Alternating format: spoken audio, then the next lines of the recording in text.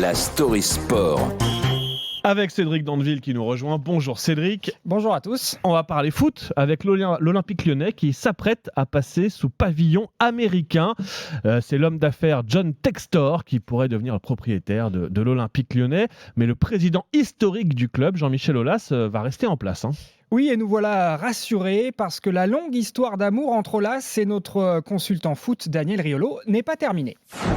Riolo dit tellement de bêtises. J'ai été président, il était encore en culotte courte. Dans 5 ans, et vous serez peut-être plus à RMC pour expliquer vos thèses, mais moi je serai toujours président de club. Voilà, aujourd'hui c'est 3 ans qui restent à Jean-Michel Aulas. Il reste donc à la tête de l'OL. C'était d'ailleurs, au-delà de l'aspect financier, l'une des conditions pour choisir le nouvel investisseur. Ça fait combien de temps qu'il est président de Lyon ? Il a été nommé en juin 1987. 35 ans que ça dure, considéré par certains comme le plus grand président français. Jean-Michel Aulas est aussi un personnage très clivant. Certains s'agacent de la mauvaise foi qu'il met parfois à défendre son club coûte que coûte.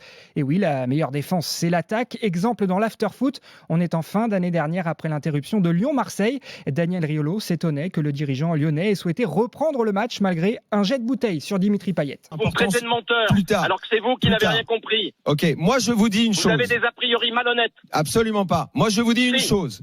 Un joueur ce si soir... je vous démontre que vous avez tort et vous persistez. Non, je suis en train de... Écoutez, vous êtes sur une antenne. Est-ce vous qu'on êtes peut un parler de ce...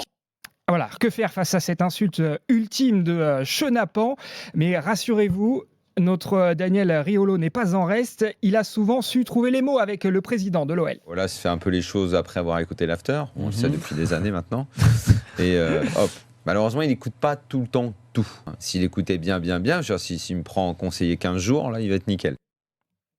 Bon, Riolo, conseiller de l'As, on a compris que c'était pas pour tout de suite. Pourtant, on aimerait voir ça. Oui, c'est sûr, ça donnerait quelque chose certainement d'assez drôle.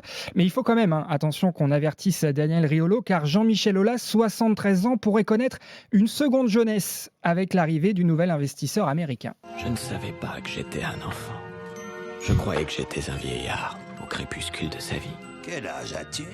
7 ans. Moi, je fais beaucoup plus vieux. Il a 7 ans.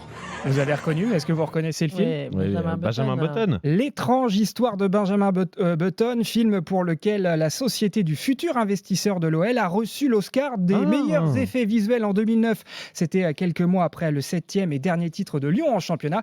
D'ailleurs, c'est maintenant sur le terrain qu'on attend un meilleur effet visuel avec d'abord un retour en Coupe d'Europe. On attend les effets spéciaux au Groupama Stadium de Lyon avec cet Olympique Lyonnais qui passe sous pavillon américain mais qui va garder donc Jean-Michel Aulas en représentant du club, en tout cas dans les médias, et ça s'annonce animé.